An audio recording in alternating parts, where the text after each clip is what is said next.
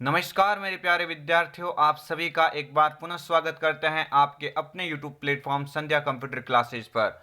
मेरे प्यारे विद्यार्थियों, आरएससीआईटी मुख्य परीक्षा 21 जनवरी और 28 जनवरी दो अलग-अलग शेड्यूल में जो आयोजित की जा रही हैं। तो फ्रेंड्स, आप इस चैनल के माध्यम से और भी आपने जो पहले मॉडल पेपर देखे हैं, उसके अलावा आज मैं आपको इम्पोर्टेंट क्वेश्चंस बताने जा रहा हूँ। ये क्वेश्चंस आपको एग्जाम में हूबहू देखने को मिलेंगे।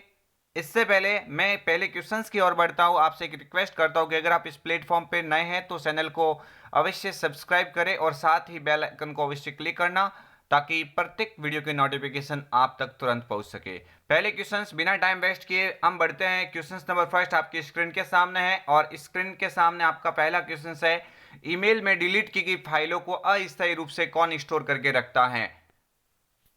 आप सभी यहाँ पे ध्यान देंगे, क्वेश्चंस काफी महत्वपूर्ण है और ये कई बार एग्जाम में सीधे सीधे पूछा गया है। ईमेल के अंदर जो डिलीट की गई जो फाइलें होती हैं वो अस्थायी रूप से कहां पे स्टोर रहती हैं। तो आपकी स्क्रीन के सामने है ऑप्शन नंबर बी, जो विकल्प दिया हुआ ट्रैश फोल्डर। ये ट्रैश फोल्डर एक ऐसा फोल्डर होता है ईमेल के अंदर जिसमें डिलीट की गई फाइल, जो डिलीट की गई जो मेल होती है वो अस्थायी रूप से इस फोल्डर के अंदर रहती हैं।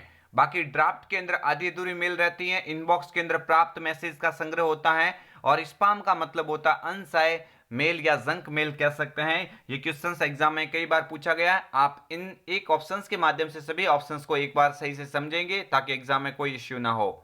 आगे वाला क्वेश्चन आपके स्क्रीन के सामने, कौन सी मेमोरी के डेटा को बिजली के सिग्नल से मिटाया जा सकता है।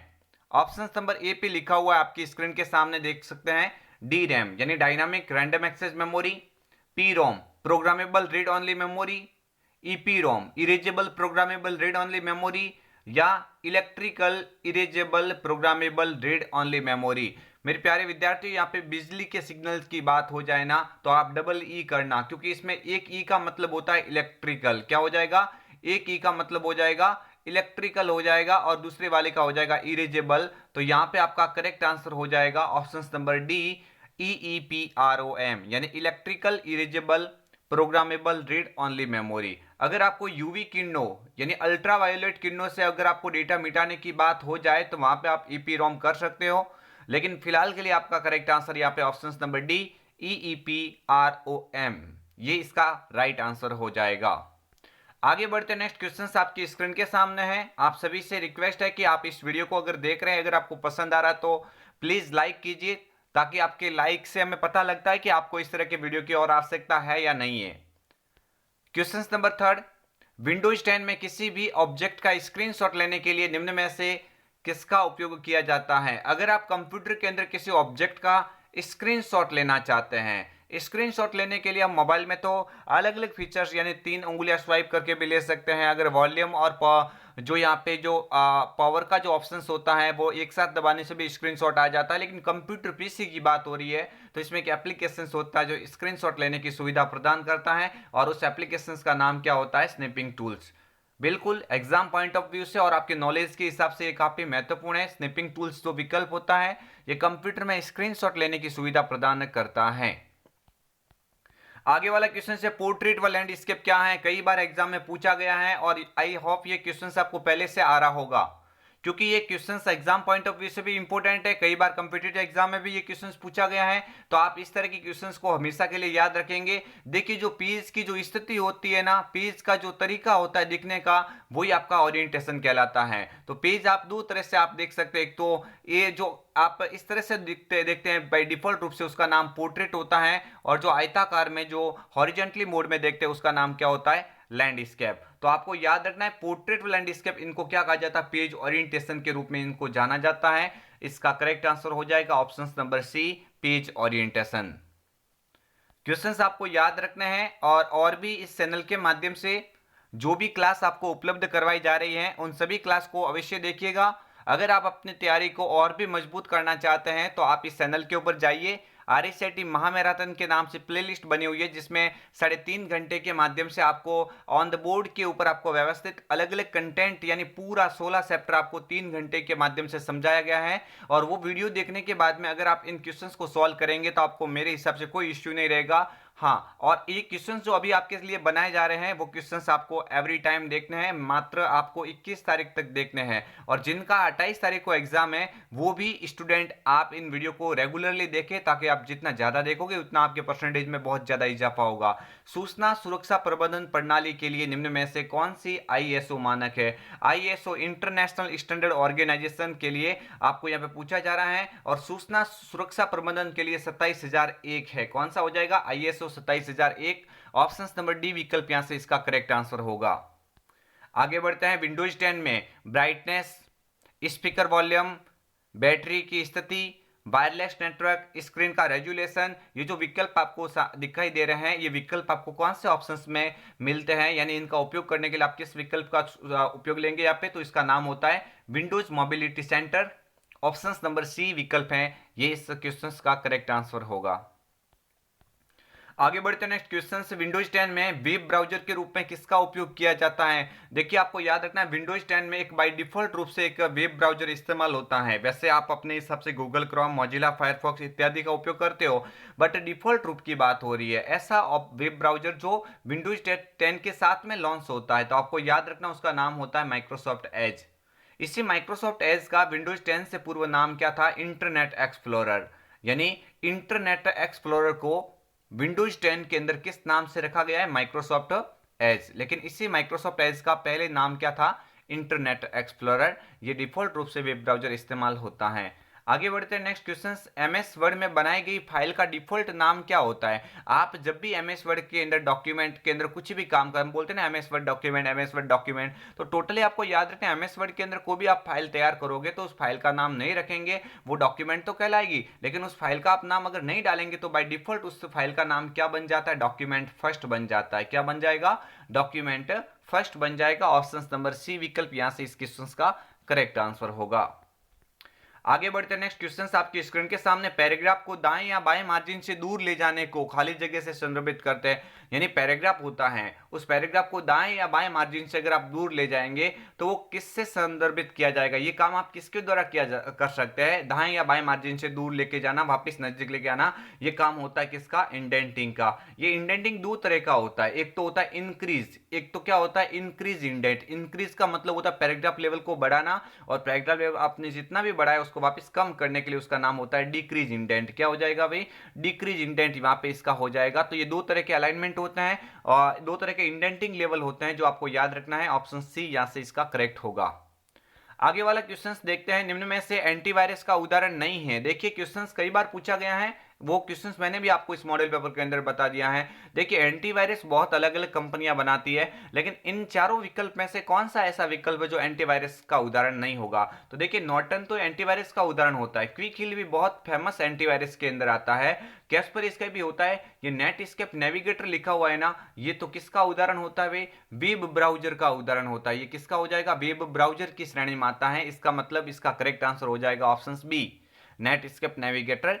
एंटीवायरस नहीं होता, ये तो वेब ब्राउजर का उदाहरण होता है। जैसे गूगल क्रोम, मोजिला फायरफॉक्स होता है, उसी तरह से नेटस्केप नेविगेटर भी एक वेब ब्राउजर की श्रेणी में आता है।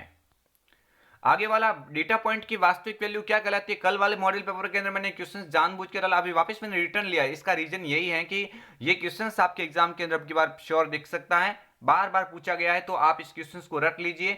डेटा पॉइंट की वास्तविक वैल्यू पूछे ना तो वो डेटा लेबल्स कहलाती है। डेटा पॉइंट की वास्तविक वैल्यू किस नाम से जानी जाती है? आप बोलेंगे भाई डेटा लेबल्स डेटा पॉइंट की वास्तविक वैल्यू होती है। बस इतना ही आपको याद रखना है। जैसे आप एक्सेल चार्ट के अंदर काम करते हैं ना, तो उस आंकड़े को प्रॉपर जो दिखाने का काम होता है वो डेटा लेबल्स का ही होता है। तो डेटा पॉइंट की जितनी प्रॉपर वैल्यू है, उस वास्तविक वैल्यू का जो भाग होता है, उस वास्तविक वैल्यू को ही हम क्या बोलेंगे? डेटा लेबल्स बोलेंगे। चलो आगे बढ़ते हैं। नेक्स्ट क्वेश्चन आपकी स्क्रीन के सामने, वह कौन सा डिवाइस है जो एनालॉग सिग्नल को डिजिटल में परिवर्तित करता है? बहुत ही अच्छा क्वेश्चन है और एग्जाम पॉइंट ऑफ व्यू से इंपॉर्टेंट है।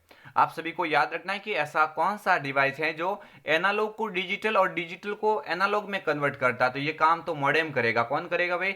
मॉडेम। ऑप्शन नंबर बी है ना, ये इसका करेक्ट आंसर हो जाएगा। आईएसपी क्या होता है? तो आपको याद रखना, आईएसपी इंटरनेट की सेवा प्रदान करने वाला एक सर्विस प्रोवाइडर होता है। इसको पूरी तरह से बोलेंगे इंटरनेट सर्विस प्रोवाइडर। डीएसएल एक केबल का प्रकार होती है जो मॉडेम होता है, और जो आईएसपी होता है उस आईएसपी और मॉडेम के बीच में जो डेटा जो लाने का आदान प्रदान का काम इस आईएसपी केबल के द्वारा किया जाता है, ये इंटरनेट कनेक्टिविटी के अंदर आती है। तो आपको याद रखना डीएसएल का पूरा नाम डिजिटल सब्सक्राइबर लाइन होता है। फिलहाल ऑप्शन नंबर बी इसका करेक्ट आंसर हो जाएगा। वाईफाई का पूरा नाम आपको याद रखना है वायरलेस फिडिलिटी होता है, ये भी क्वेश्चन आया हुआ एग्जाम में। आगे बढ़ते हैं नेक्स्ट क्वेश्चन आपकी स्क्रीन के सामने। आप सभी से रिक्वेस्ट है, अगर आप वीडियो देख रहे हैं तो प्लीज वीडियो को लाइक अवश्य कीजिए, और आप इस वीडियो को और भी अन्य ग्रुप्स और स्टूडेंट के साथ में इस वीडियो को अवश्य शेयर कीजिए, ताकि आपका जितना अच्छा प्यार इस वीडियो और चैनल के माध्यम से रहेगा उतना ही हम आप 2 गुनी और 3 गुनी आप मेहनत के साथ में आपके समक्ष अच्छे अच्छे क्वेश्चंस के साथ में उतरेंगे, और वो आपका श्योरली यहाँ पे अच्छे मार्क्स के साथ में उत्तीर्ण करवाने की गारंटी हम हमारे ऊपर लेंगे। ये आप निश्चिंत रहिए, आप इस चैनल के माध्यम से जो क्लास देख रहे हैं वो क्लास आपके एग्जाम के लिए रामबाण साबित होगी। क्वेश्चन नंबर 13, पेपर पर बनी लाइन और लाइनों के बीच खाली स्पेस।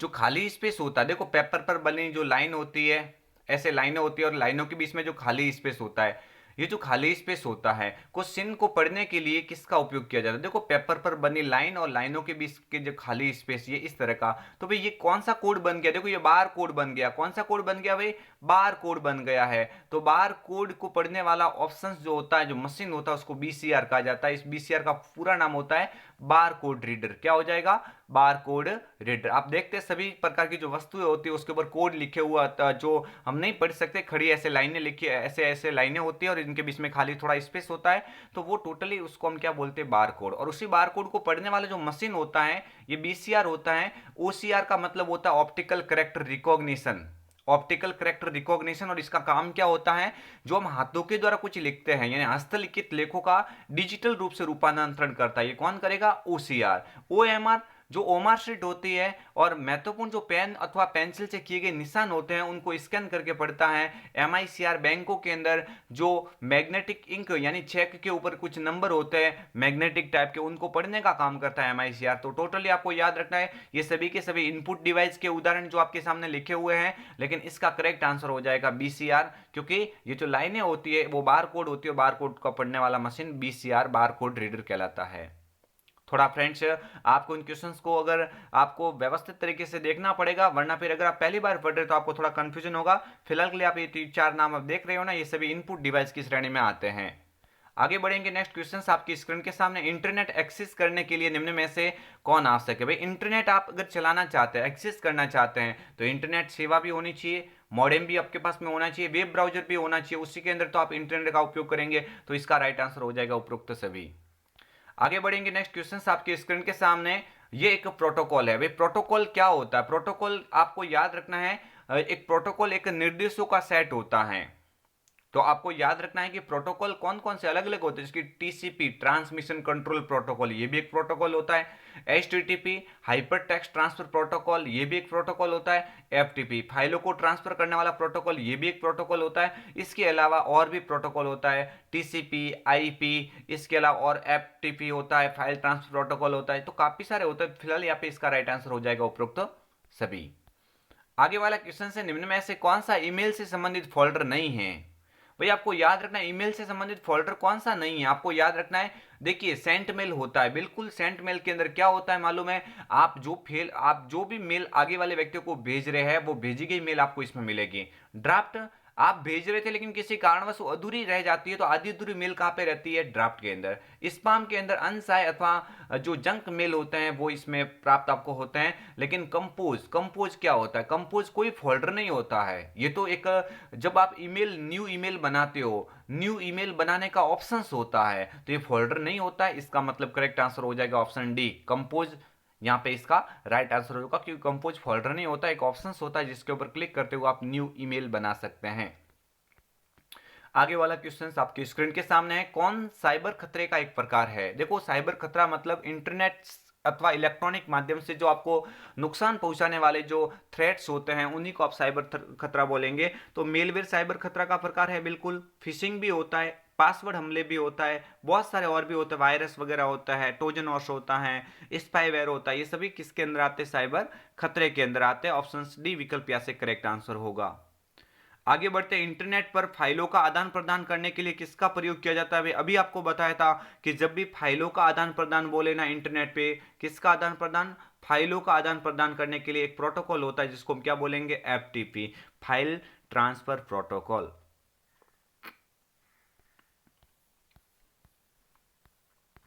नेक्स्ट आपकी स्क्रीन के सामने है क्वेश्चंस नंबर, आपकी स्क्रीन के सामने देख सकते हैं। आपको अगर क्वेश्चंस ये वीडियो पसंद आ रहा है तो प्लीज लाइक अवश्य कीजिए, और चैनल पर नए हैं तो चैनल को सब्सक्राइब कीजिए, ताकि और भी जो वीडियो इस चैनल के माध्यम से आपको प्रोवाइड किए जाएंगे उनके नोटिफिकेशन आप तक जल्दी पहुंच सके। किसमें से एक सीडी या डीवीडी की एक सामान्य प्रचलित क्षमता नहीं है? देखिए नहीं है पूछा है, तो आपको याद रखना है कि 613 MB की सीडी डीवीडी आती है, बिल्कुल 4.7 GB की सीडी डीवीडी होती है, 9.4 GB की होती है, 13 GB कोई विकल्प नहीं होता है, 16 GB की भी आ रही है, लेकिन फिलहाल आपको यहाँ पे देखना है कि 13 GB विकल्प ऑप्शन से ये सीडी डीवीडी की एक प्रचलित क्षमता फिलहाल नहीं है। ऑप्शन डी इसका करेक्ट आंसर हो जाएगा। आगे बढ़ते हैं, पैराग्राफ की प्रत्येक लाइन को लेफ्ट और राइट मार्जिन के मध्य अलाइन करता है। अच्छा क्वेश्चन है, देखिए इसने थोड़ा अच्छी तरह से क्वेश्चन पूछा है। पैराग्राफ होता है, ये लो आपका पैराग्राफ है, पैराग्राफ की प्रत्येक लाइन को लेफ्ट, यानी प्रत्येक लाइन, सभी लाइनों को लेफ्ट और राइट मार्जिन, सभी लाइनों को लेफ्ट और राइट मार्जिन के मध्य अलाइन करता है। यानी केवल पैराग्राफ के बीच में लिखने की बात होती, पैराग्राफ के बीच में लिखने की बात हो जाती तो हम क्या करते हैं वहां पे अलाइन टेक्स्ट सेंटर। फिलहाल यहाँ पे लेफ्ट और राइट दोनों साइड की बात हो रही, लेफ्ट की भी पूछा है राइट का भी पूछा है, लेफ्ट और राइट दोनों साइड से मध्य में अलाइन करने की बात हो जाए तो आप बोल देना राइट आंसर हो जाएगा जस्टिफाई। ये जस्टिफाई की शॉर्टकट के एग्जाम में पूछी गई है, कंट्रोल के साथ में जे होती है, कंट्रोल के साथ में क्या होती है? जे, जस्टिफाई की शॉर्टकट की होती है, और ये लेफ्ट और राइट दोनों साइड से समान मार्जिन देता है। तो फिलहाल ऑप्शन बी विकल्प इस क्वेश्चन का करेक्ट आंसर होगा।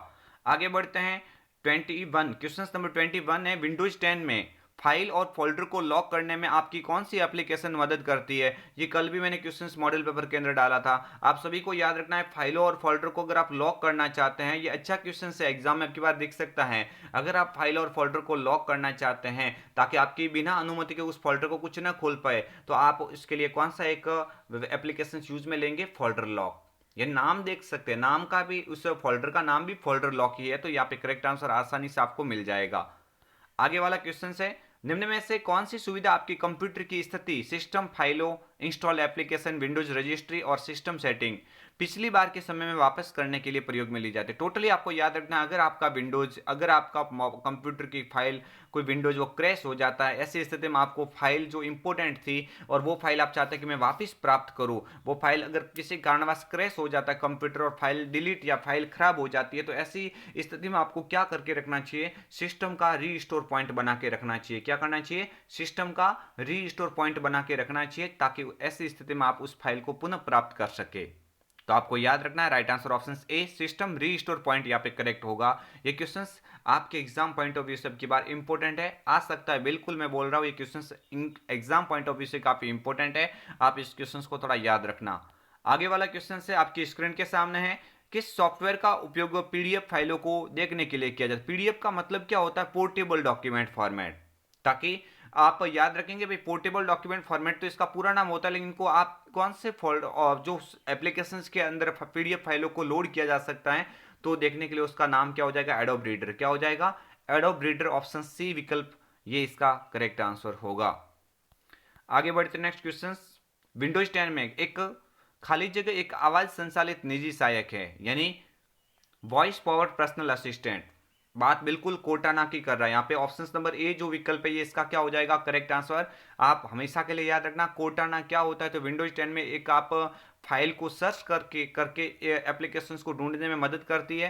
यानी कोर्टाना क्या होता है? वॉइस पावर्ड पर्सनल असिस्टेंट होता है, यानी आप बोल के भी इसके अंदर किसी कंप्यूटर की फाइल अथवा फोल्डर को आप सर्च कर सकते हैं, इसलिए इसको क्या बोलेंगे? एक आवाज संचालित निजी सहायक बोलेंगे, यानी इंग्लिश में बोलेंगे voice powered personal assistant. Cortana correct answer होगा।